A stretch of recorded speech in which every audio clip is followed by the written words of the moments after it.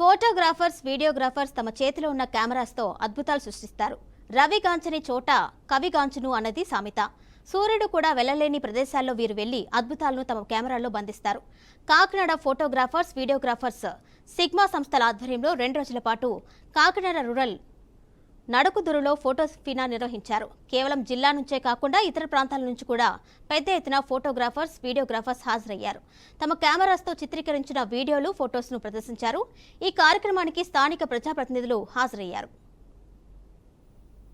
నా పేరు తోట సూర్య సుబ్బారావు, కాకినాడ జిల్లా photo and video related welfare association అధ్యక్షుడిని.